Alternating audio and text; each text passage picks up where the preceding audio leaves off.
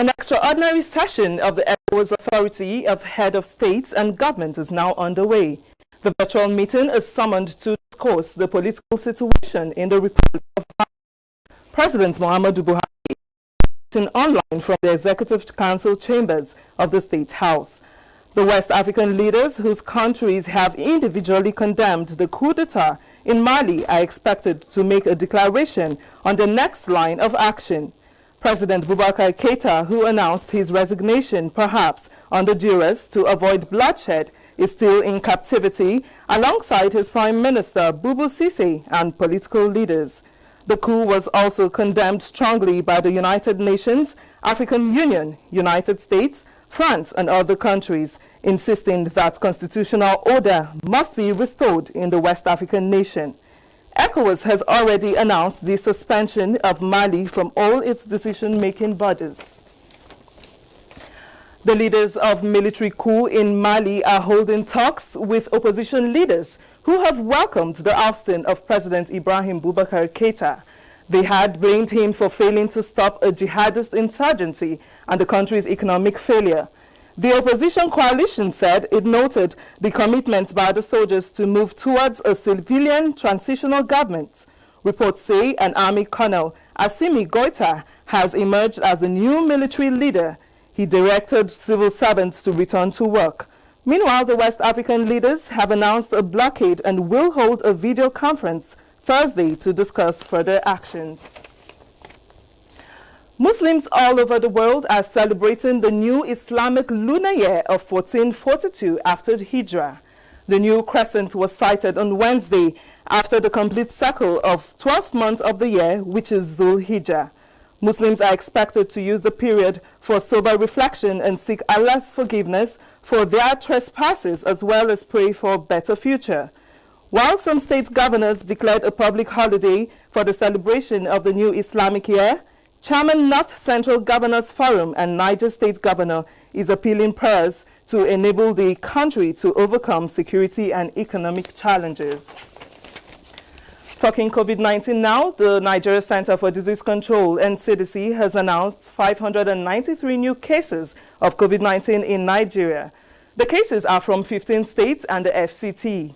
There are now 50,488 confirmed cases of COVID-19 in Nigeria, 37,304 discharged, while 985 have died from the virus in Nigeria. Meanwhile, Zambia's Vice President Inonge Wina has tested positive for coronavirus. President Edgar Lungu said Wina's daughter contracted the virus from her. And those were the stories trending on the hour. Thanks for watching. I am Joyce Ometu.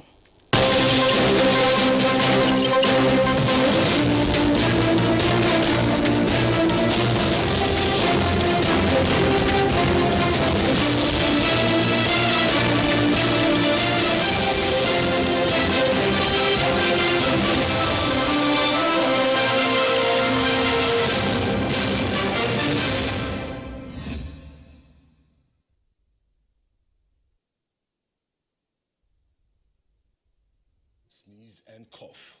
Small droplets of fluid expelled by cough or sneezes are laced with viruses looking for new respiratory tracts to infect. When a sick person sneezes around someone who is healthy,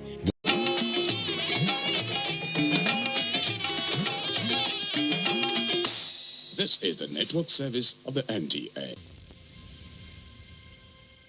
Welcome to this edition of Platform. I am Muhammad Kudu Abubakar.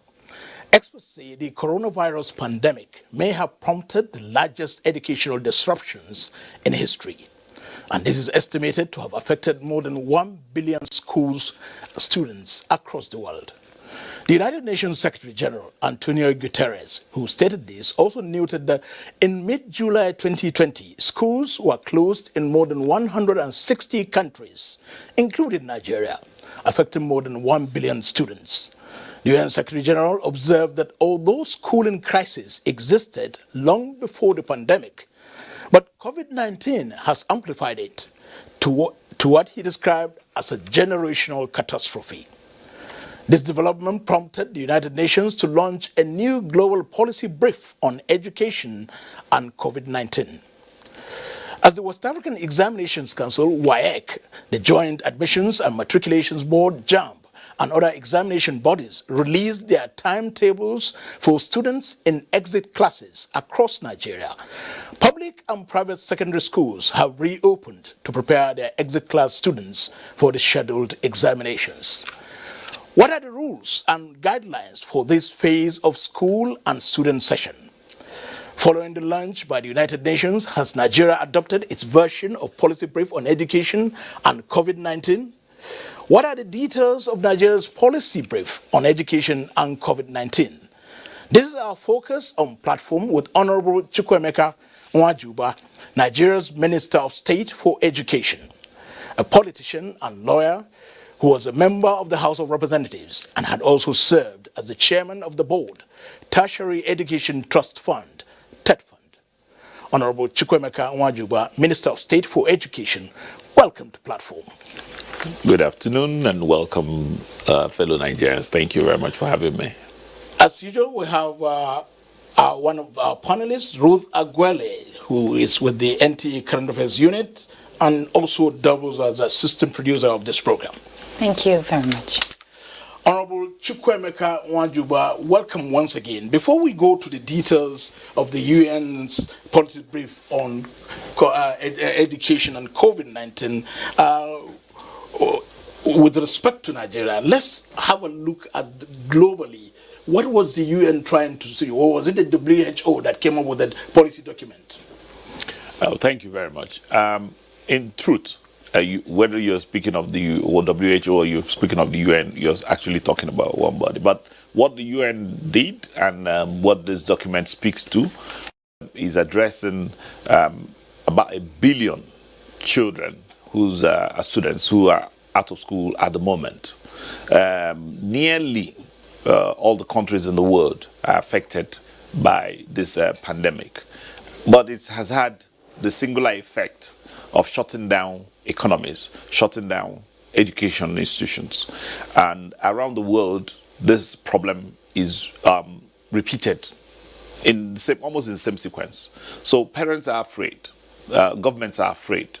Everybody is afraid of using these children as vehicles to infect or completely multiply the infection rates. And it's a huge problem because children, by their nature and the nature of the disease, from what we've come to know, are not as heavy sufferers. They are asymptomatic carriers and therefore may actually exacerbate the rate of the disease, how the disease works. So schools were shut down from as way back as March, especially in Nigeria. And for this 4 or 5 months, everybody's been at home. So we've had interactions with the United Nations, all the countries, all the ministers we met. We've had virtual meetings where we've agreed on a number of measures to take. So the document begins to speak to the measures that have been taken. One, to address the problem of the disease. It starts with explaining what our challenge is and then goes on to say what we have done in order to mitigate some of it and what steps should be taken, recognizing that this may not necessarily be something that goes away tomorrow morning. So I'll take those, speak to the document in those batches. First is what is the nature of the problem. Schools by their nature are interactive. People have a physical engagement. They come together, and it transcends generations. Some people, teachers are older. Those who manage may be even older than teachers, and then you have people who work with them. However, those are not all in the same generation. So each group reacts to this disease differently. They react to it in such a way that most people may not accommodate one another at the same time. So there's an interaction process in a classroom. Now, a teacher who is older and has underlying conditions will not necessarily be in a position to know that the child that is in front of him may be an asymptomatic carrier, and in his care of this child, he just takes on the disease and then he goes home and then he may reinfect his own. This child may also come to school not knowing that there is a burden somewhere, and then takes this disease and then goes home to translate it to his or her parents, as it is maybe. So it's a multiple. The school system is an ecosystem that revolves, that rules almost the rest of the world, and therefore, United Nations identifying this said it was good. It's a proper thing to shut down classes, physical classes. Now, how do you react? If schools, learning is the whole purpose of coming to school. So we want to have learning before we measure outcomes, because eventually when we get to these testings, it's about learning outcomes. So outcomes, you've now stopped access. How can we deliver access to learning whilst not accommodating them physically? And that's exactly what the document begins to address. The online classes, the tools that you need, how the United Nations through UNESCO, through UNICEF are assisting all the agencies of government. We've met as ministers, like I told you, and we agreed that some of the modules that had been in the works before should be now escalated around everybody. So we take what is available at the federal level and we cascade them to all the regions in the country, which is more or less the guidance every country needs. And then what teachers need to do, what parents need to do, what their roles are. Because when we take knowledge and say we are now delivering it online, it is no longer a teacher's responsibility to supervise the actual learning and to check whether it's been imbibed. However, that role you devolve now to parents because we are transmitting online. But the teacher has taught, the teacher has uploaded what they think is knowledge capital, and everybody is now then to cascade this into how the children then assimilate them at home. Now, that document governs or suggests is a governance structure that says this is how this should be done, and that's what we've been doing. So what we have done, and let me not just say the United Nations document, it just didn't appear yesterday. It's been informed over time. The United Nations be talking with all these agencies. So how did Nigeria domesticate that, if you like? This is what you find in the guidelines we've issued. We try to issue this as soon as almost all the matters around it have been codified. The document now is about how do we recommend to our own sub-nationals to them partner. For instance, in Nigeria today, we're one of the countries that are going to be participating in WAEC. There are 19,519 centers around Nigeria. Only 104 of them are federal government colleges. The rest belong to private institutions and public schools. And public state institutions. Now, in order to bring some uniformity, we issued those guidelines. Those guidelines are disseminated from, we just distilled some of the key actions from what the WHO had recommended, which is in the UN document, which is as agreed by UNESCO and UNICEF, and distilled them into a working summary that we can then recommend to all the institutions around Nigeria, and which is what they have done. Because I just finished a webinar now, a Zoom meeting with all the commissioners in the states just this morning to find out from them what exactly is going on in the states. What's the compliance level with our guidelines? We did that on Monday. We've done that from the beginning of the week to monitor and then evaluate what our remedies, what we should do. And that's what contained in the guideline. Key things in the guideline. Every school that needs to reopen, every school that anybody who is learning from home, anyone that needs to go to a learning center will follow 3 different things. One, while you're at home for learning online, please, these are the class requirements. Can you sign on from what is now a knowledge bank, with which we've negotiated with the likes of MTN, Airtel, all our network providers, and the international communities. We've uploaded materials for everybody to disseminate to their children. So there's learning material online. We in Nigeria are constrained because I've spoken about this. We are constrained by non-penetration of platforms. We don't have a lot of computer hardware because we don't produce them, and even importing them at this period is also closing. So we can only deal with those who already have. But thankfully, because of the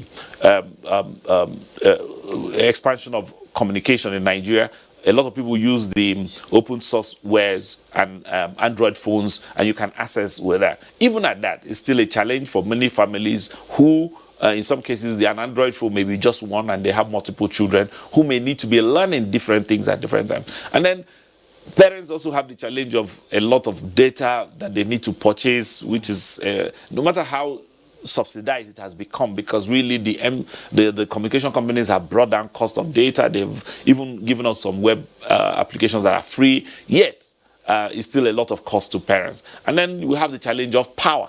Even when you have all of this and all of that, you may not necessarily have fully charged batteries, and because students need to stay on consistently for almost an hour, and sometimes you need to get a child to concentrate at all the time. So whilst you're using your laptops, you're using your iPads, you're using your Android phones, all of that require power, they require data, and parents don't have all of that money and all of that at the same time.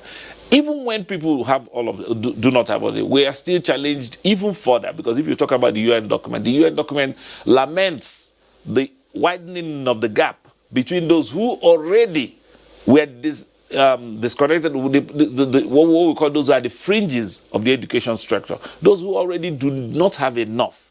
Now they are even widened. That gap is even widened because they are also the people who have no power. They are the same people who have no platforms to access it and all of that. So the challenge of having parents do all of that and help us, we try to transmit by radio, by terrestrial TV. Some of our programs are carried on your network graciously by NTA. So but you have only one channel for that. And so there are so many ways we've tried to, and then we've worked with state governors who, using their own sub-channels and terrestrial channels, have helped Abia State TV, Ogun State TV, Zamfara State TV. Around the country, governors have responded very well. They've tried to do the most they can. But we're still challenged because everything is not uhuru. So if parents are still challenged, what is the federal government thinking, and the state government, of course, in collaboration with the state government, are they thinking of coming up with some palliatives for parents to kind of augment all these challenges you have enumerated? Right now, when you talk about palliating anything, you're trying to help with how augmenting how that can be achieved. We think that first things first.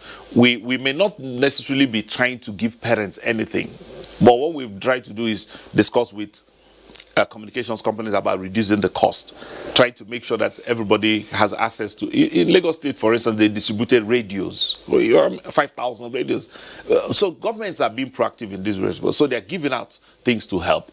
Many state governors are doing a lot with regard to that. And I met with the governors yesterday on the NGF, the Nigerian Governors Forum, and when I thanked them also for the much they've done, and we believe that they will try to do some more.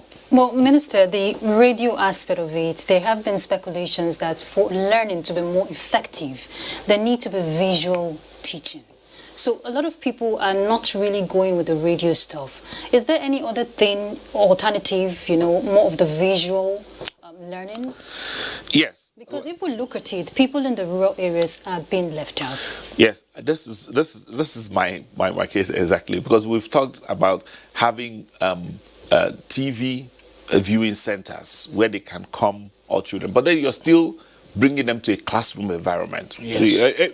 Each of the steps you take. What about collaborations with TV stations? Yes, but that's exactly what we're saying, because the local TV stations, I've mentioned state TVs who have gone ahead to transmit, but you still need to have a TV to watch what even the local TV station is doing. And then how do we aggregate children? There are 8,800 and something wards in Nigeria.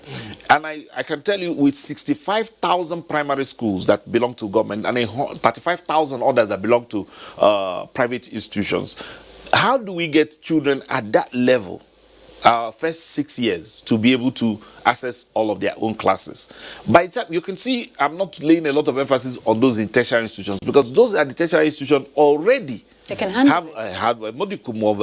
Our biggest challenge is with accessing those who are at the fringe of society, because primary school children in urban areas there are about 20% of them who are not urban poor, and they have multiple of everything. So really, they're not our biggest challenge. Our biggest challenge are those at the fringes. At the fringes, yes. And that's where I've been concentrating this effort. How would we get? That's what the radio came to abridge. It's better that we just don't let them forget about schooling completely. The federal government has spent a lot of money to bring down the number of out-of-school children. And this COVID thing just came in at the wrong time and immediately interrupted all the programs, because we had emirs. I met with the emir of we had this group work, everybody agreeing on what needs to be done.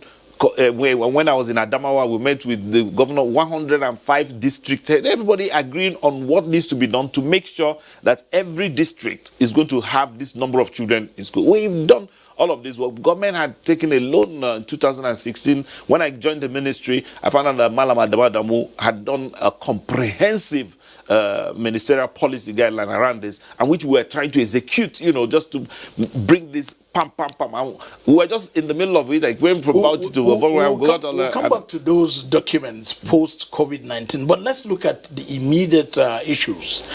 In the last few days, you've been going around the federal government colleges to ascertain level of their compliance to the rules, the guidelines on COVID-19, and of course the need for those in exit classes will be able to sit for their various exams. Tell us your assessment. Thank you. We took the position that these exams, we will not do them because we didn't want to put the children at risk. So, in order to be able to even attempt to work with WAEC on this, we then produced a set of guidelines. So we published and sent this to all of the institutions. So my going around this week is being to make sure that all of that we demanded of them before our children can come in is in place. We want to see people where they wash their hands. We want to see sanitary conditions. We want to know that children are coming with their masks. We want to know that you've provided for your teachers to have their own masks. We want to see that there's social distance in the classes.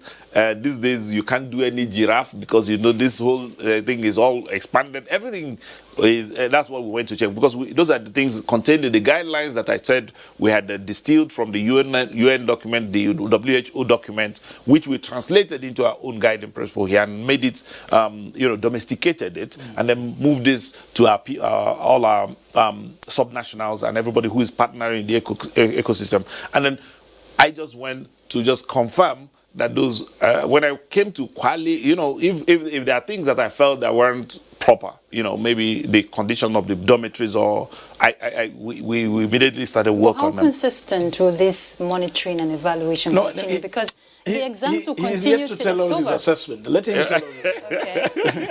Okay. Now, that's exactly where I am, because having gone around, I made a few observations, you're right, because the Ministry of Environment had gone ahead of us, ahead of the weekend, to go and fumigate the schools. So in some places you come to a place where the dead objects from the fumigation hadn't all been cleared out. I say, well, we can't use it until it's cleared out.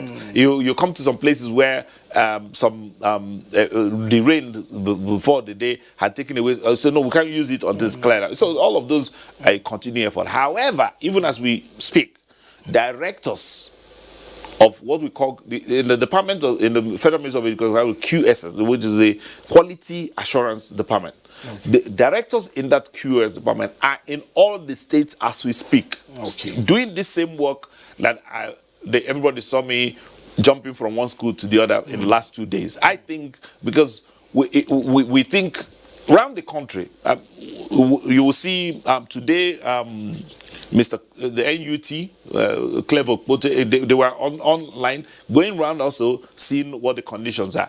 On Monday, I started the Commissioner of Education in Lagos, Madam Falashade. She was going around with her own British. She will show us what these people are before the schools open. So everybody is interested. The good thing about schools, and let me elaborate, is the fun part of being Minister of Education, or serving in the Ministry of Education, is that you're serving in a ministry where others probably know more than you. Parents don't want their children infected by anything. They don't care what the minister thinks. They don't want their own children getting hot. They are as interested in their children as you are. So they go there, and if they think things are not right, they are the ones who will first tell you something is not right here. But children will be children. You agree with that? And from your interactions with some of the principals, how what kind of measures have these schools put in place, aside the whole protective, to ensure that the children adhere strictly? Because it might be normal for the first 1-2 weeks. Consistency is very key. I will tell you that one of the things I was surprised about is that children are actually very informed. Luckily for us, we are testing this whole business with the exit classes. These are the girls and guys, boys and girls who are in class 6 of SS. And I found out, I went to the dormitories and I had this, I went to Kwali, and in the dormitory I had one Emmanuel, I had another person, Isaiah, I had another Peter. I said, how come all of you are just Peter, Isaac, and Roy? He said, because we are discussing this. So they are actually way ahead. They know. But I agree with you. The ones in JSS 3 because also resumed. Yeah, but you see, children will still be children, even with all their knowledge. We also observed that they want to play.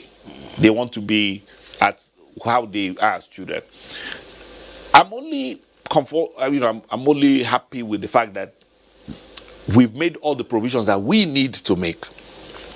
We can't stop children from there, but because we've provided, I went, for instance, to check sick bays. I wanted to know what is our reaction time in case we have a problem. So those are the key things. In fact, in my office, before I left for this program, was a principal. And one of the key things, because I got an information that something untoward was happening in his school, and I sent it to the PAMSEC. The PAMSEC probably didn't sleep last night, tried to bring them, and by this morning he was already in the office waiting. He wanted to clear the air, that he didn't charge any such money, he didn't do any fumigation, he didn't do this. So I said, go put it in writing. Anything we hear, we want is the response time, less than 24 hours, less than how many is, like you pointed out, human beings will be human beings. Kids will be kids. Our children will continue to be children, but we must be able to react and ameliorate the situation as soon as it happens. But You see, what we are observing or experiencing now in the next few weeks is just the exit classes. So what plans and strategies are we adopting for the larger students, that if indeed we're thinking of opening the whole schools, or rather reabsorbing everybody?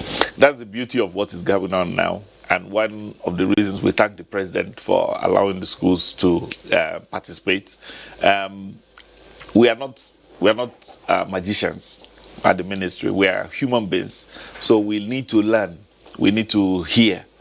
I would hate to say that these are our experimental classes, but they are. In actual fact, from how they react and how things work out in the next few weeks, that will inform how we take decisions going forward. Because now, many of the things we are thinking about, we can now know whether they actually work. Things that we are planning, we can now know and situate them properly. What the challenges of this period would be will inform how we react as we go along. Because right now, since WAEC is going on, everybody is now comfortable that NAPTEB immediately produce their own. So we're asking everybody who may not have had the opportunity to register WAEC, or probably not as prepared as they ought to have been, to now register for NAPTEB.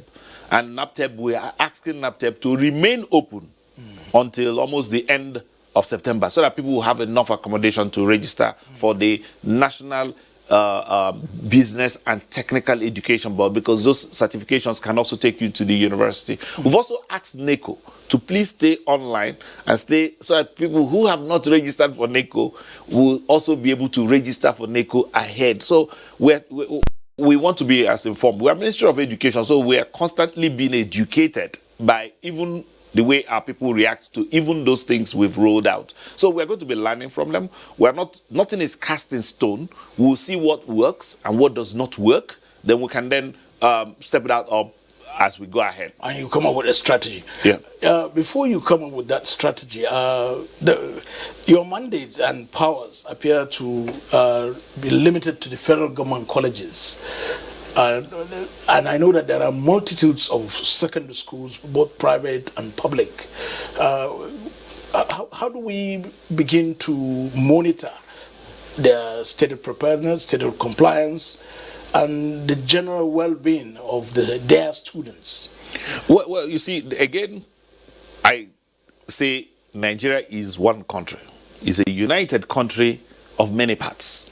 And that's the principle around it. So the constitution is clear that education is in the concurrent legislative list. What that gives us is that whatever anything that is federal is actually deemed as more of in hierarchy higher. But we need to carry the subnationals along in the real sense of carrying them along. We don't make these decisions unilaterally or out of whims of caprices. We don't do that. We just bring everybody on board. That's why this interaction today, the Commission of Education in Kano has nearly 400 wards, but with 520 secondary schools doing this exam. In Kano State alone. He's reporting real time today. I just spoke with the commission yesterday after speaking with the governors. Today I'm engaged with the commissioners. So he's going around as we speak. He has not gone back to Kano. He's maybe in Minjibri or somewhere now, trying to just go to each of the secondary schools to confirm the status of what we gave them using the same guidelines, because the guidelines were also discussed such that that governance structure exists. The Ministry of Education is overseeing, but then it is not the only seer. It just helps everybody see the same thing, the same way, using the same guidelines as, like I've told you, distilled from an international work document, which everybody has actually agreed as part of it. But then that does not mean that those are cast in stone. It means we will keep reacting as we get information from the field saying this is not working as much. If you want girls to wear hijab or wear a scarf, it's not working at the moment. Can we change that to not wear it or not wear it? So we make those adjustments. Just as the nuances of the subjective issues. Have there been any special attention given to the schools that are within the IDPs or centers within IDPs? Yeah, what we've done is wherever they've registered for these exams, we've asked those centers where they register for the exams to actually stay in compliance, so I can take them out of the place where they don't react. In fact, today, the Commissioner of Education in Kaduna State, Alhaji Ismail, was asking specifically that the Kaduna State government is discussing an idea around taking everybody into a different places where they can put them in dormitories and make sure that all of them are in one place, and we'll tolerate that. We say that's exactly what I was saying. So what kind of ideas work? Like I said, we're Ministry of Education, and I understand that education is a lifelong thing. It takes you from the grave to, so you continue to learn. You see, we are all sociological creatures. We become who we are because of the way we are socialized. So if you look at something that is not working now, you say, let's make 2 amendments, let's tweak it here or there. Are you also putting into consideration classrooms deficit? Because even before this whole advent of COVID-19, where we have to do physical distancing, it may work for the exit classes. But eventually, taking you back to the question Kudu asked, if schools eventually open literally, physical distancing may pose a challenge. Now, part of the strategies you may want to rejig or tweak or whatever you want to do, are you considering classrooms, provision of more classrooms? Again, that is already in the works. UBEC has just finished a tender process. It's talking with all the suburbs about increasing classes. We're doing new. Some of the ones that we built are coming on stream. But then we're also going to be looking at a post-COVID or if a working with COVID arrangement, which is, for instance, to stagger classes. We're going to try to, use all the classes that are available now and do morning classes and then do afternoon classes. So in which case, if you had 500 students, 250 will use the same facility in the morning and 250 use it in the afternoon. Those are, like I said, as things come back from the field, we know where those are useful. There are classes we've had around the country which are not in use. We've seen a lot of empty classes, in some area overcrowded, in some areas underused. So we're going to make all those adjustments along with what the suburbs are doing. In Imo State, for instance, the governor has just launched a program to build new classes, massive build accommodation, because Imo still remains one of our highest turnout of students every year. It just keeps increasing. So he's challenged with even increasing more classes. I just saw the awards that they've just started issuing new classes. So people are doing new classes. There are some places where they're not, but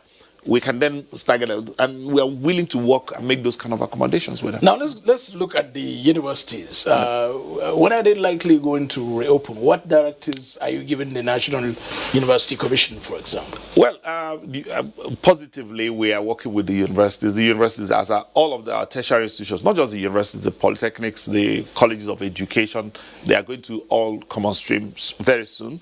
The Honorable Minister of Education traveled out briefly, and he in his company was the executive secretary of the NUC. So they are back now, but they're being held to rules until next week. So next week, when we will rejig the entire system, they will come with the programs all the programs we've worked out, because private universities have written us requesting that they be allowed to open ahead of public institutions. I've gotten correspondence with almost advisors who was requesting that maybe we should allow their own exit classes as well. The same way we're doing with secondary schools. So we're also working on that. We've also gotten a lot of entreaties from universities who want us to resolve the issues with ASU before we can call, because the private universities want to take advantage of them not being ASU prone to then move ahead and run off and finish the academic which will completely destroy the public school system. Because what will happen is Nigerians are, like I said, we all are sociological creatures. Everybody would they're thinking of attracting more students. Exactly. So they just will decimate the public tertiary institutions. So what are you telling the private university? What are you telling the NUC? No, the private universities are well within their. It's a very good proposition to open, and we think that is a very good idea. But you see, NUC will need to do there's a universities commission.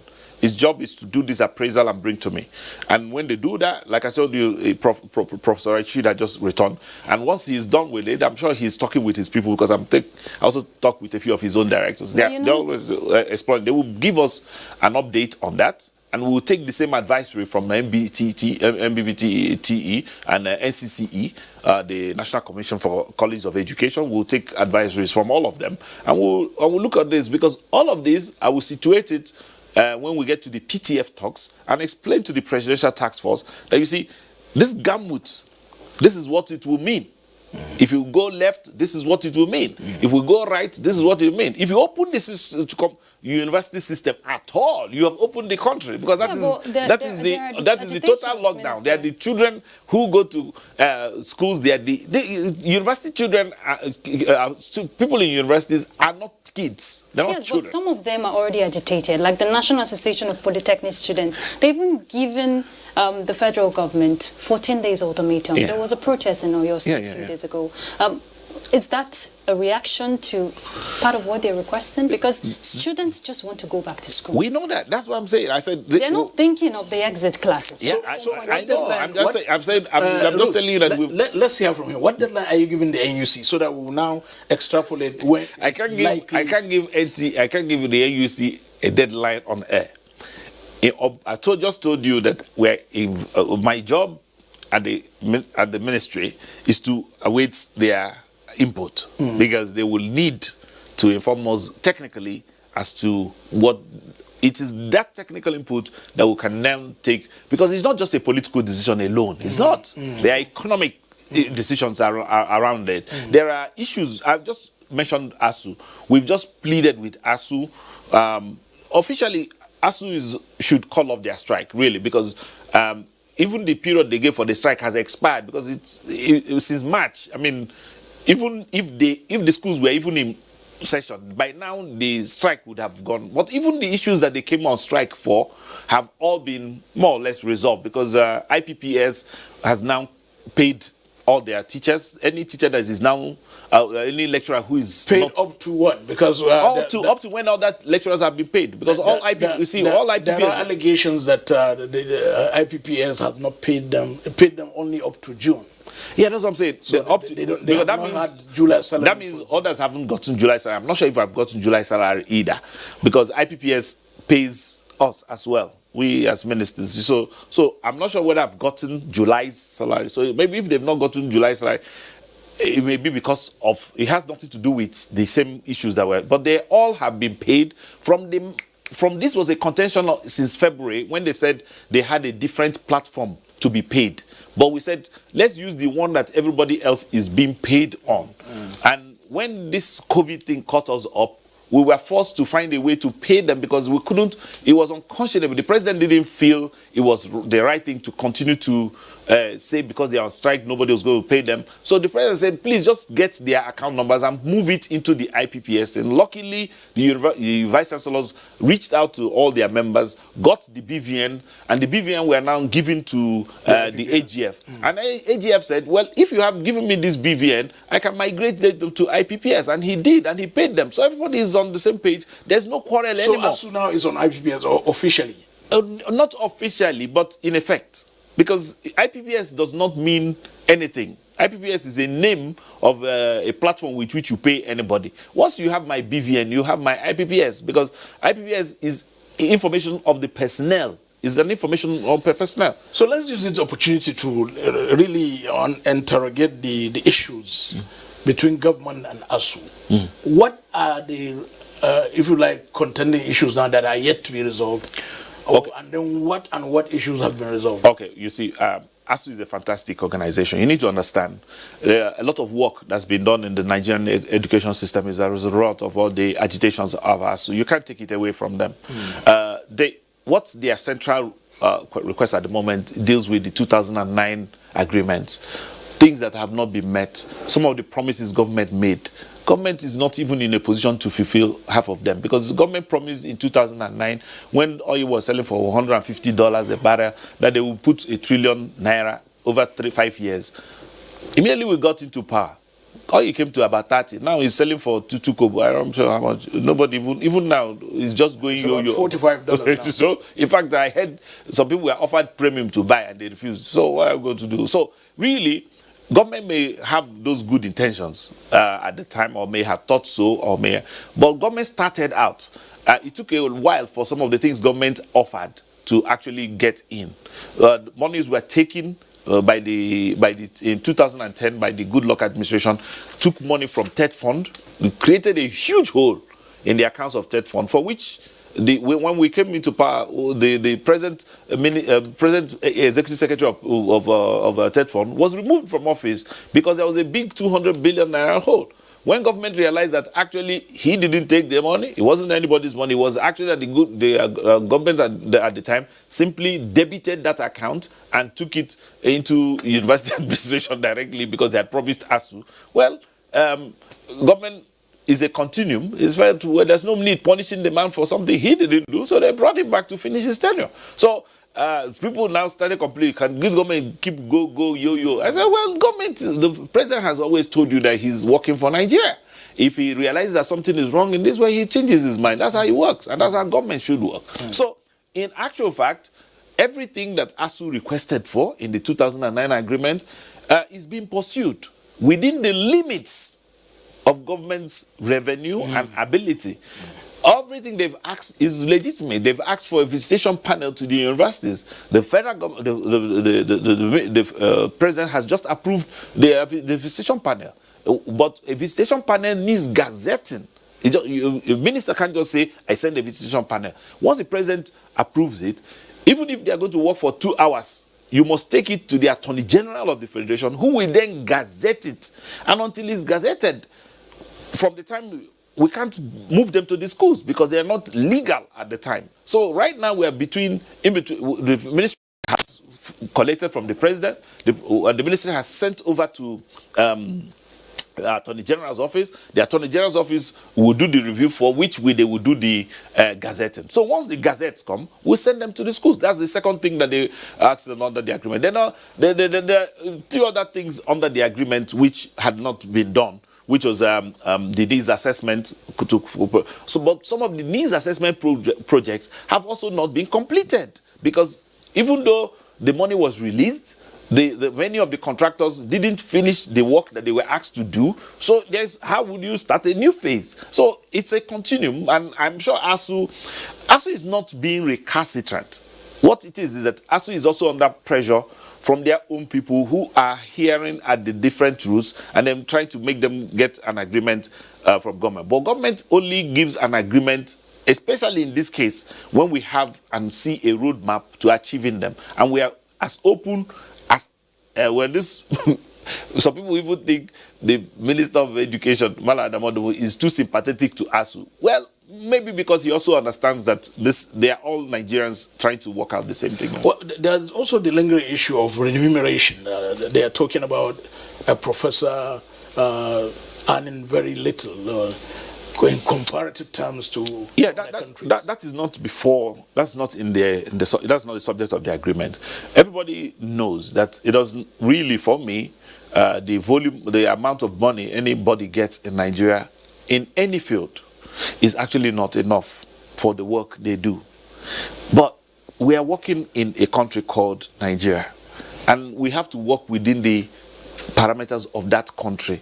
We can't keep saying because people earn XYZ in Botswana, but that's Botswana. In Nigeria, what works here is what works here. We're not using SEFA. In Mali, you can't say because people are earning less in Mali, therefore all of them should move over to Nigeria. We can accommodate them here. That's not there. We work within our economy. There's nobody. I don't even think you're earning enough for the work you do at NTA. I don't think I'm earning enough for the work I'm doing as a minister, because the salary of a minister is less than probably what I was earning when I was in National Assembly. I was surprised myself, but I figured, well, they've asked you to do this one, so you do this one. You're serving the country, unless you are not interested in serving the country. For me, I understand that I'm serving you in the office. That's what I've come to do. Serving the country in any office is serving a fellow human being, and that's service to God. Okay, let's look at the future of our children. Let's bring it back to the present situation happening.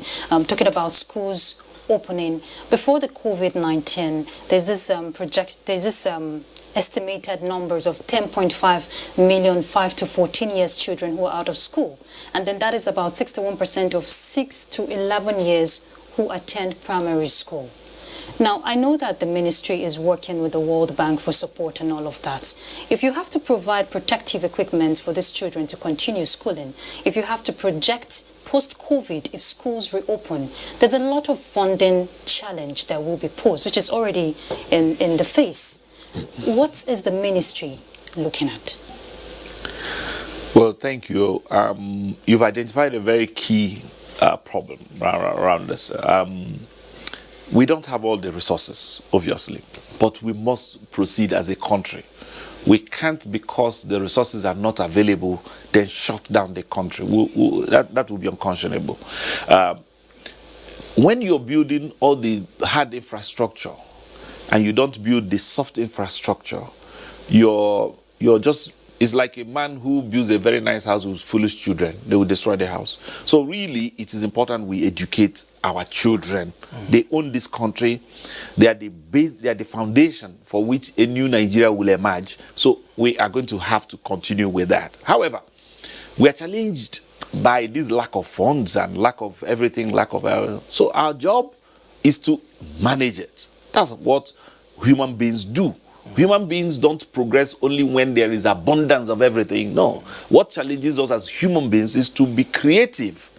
Necessity, they say, is the mother of invention. So we have to figure out new ways of doing these things. One, children are going to return to schools at some time. Ahead of that, in this year's 2020 adjusted budget, the Ministry of Trade and Investment has been mandated to purchase from producers around Nigeria things that they produce to stimulate local production. That's what is in this budget. The president just signed last week. So we are on the verge of getting on that. So if it is only face masks that we can produce with nearly 1.5 billion naira made available to them so that every child will go to school, so be it. We'll do the most we can with it. We have money in the budget now in the Ministry of Youth and Sports for retraining and enabling young entrepreneurs to get things working. Once I was with Minister of Sports yesterday, and he's also thinking around it. The same thing we do with the Minister of Women Affairs yesterday as well. She's looking at how they can get women to participate in the economy to produce this. So, because if once these women are empowered, that even at those local stages, their children go to school. We are looking at what the Ministry of Humanitarian Affairs is doing. She's been on this matter. She wants to know where every child is. She wants to do cash transfers so that people stop holding children back from going to school, because these cash transfers freeze.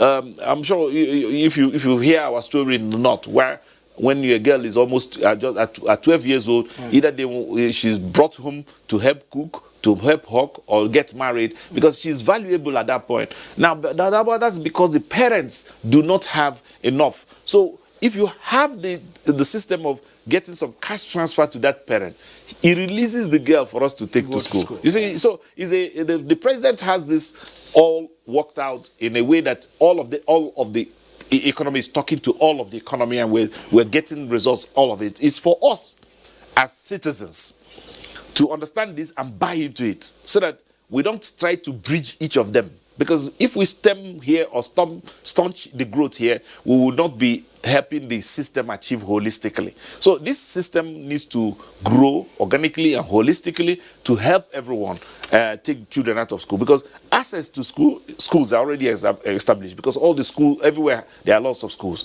We are now getting teachers retrained. The Ministry of Communications has also requested for teachers to be trained into the digital cutover as we speak. So everybody is all hands on deck. What are your expectations from private schools? Buy-in. And what strategies will you do to make sure they do? Okay, I'll give you, for instance, we are encouraging private schools the best way we can. For instance, I just received on my desk last week a letter from a National Association of Private Teachers School Owners, and they sent me 10,700 employees of theirs whom hadn't received salaries since, and I just forwarded that yesterday to the Minister of Trade and Investment, because under the budget, federal government has made a provision to support small and medium scale enterprises. They don't necessarily need to be an industry. This is a big enterprise. Schools are big enterprise. Yeah. But we don't want to give school proprietors money and they start buying a new car. So we want to address their own problem. Their problem is how to pay their teachers. So we take on teacher end of it, and as the Central Bank, I spoke with Edward, the Deputy Governor of Central Bank, and I said, please, Oga Edward, you people at Central Bank, can you help me give loans to these people, maybe in 30% of their salary, so they can augment it, so that as schools reopen,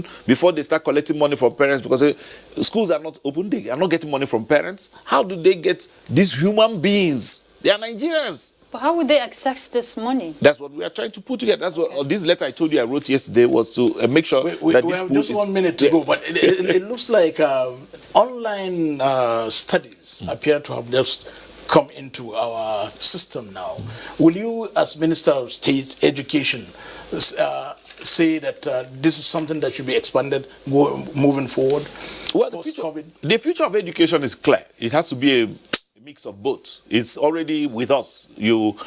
Online learning is here to stay. We've now gone ahead, the Ministry of Education, acting through the tertiary education, the ES tertiary education has just told me that he has gone ahead to give approval for what we call the Nigerian Knowledge Bank. The Nigerian Knowledge Bank gives everybody access to online knowledge from anywhere. So we have it all sorted. All the materials from all the universities and institutions will be dematerialized and put on a tertiary education platform, the TICA, the program, and all universities will now get a VLE from where you can teach or test your student anywhere. So we've got Minister of State for Education. Thank you so very much. Thank you, sir, for your insights into all these issues. Certainly, the federal government, President Muhammadu Buhari, is on course. By the grace of God.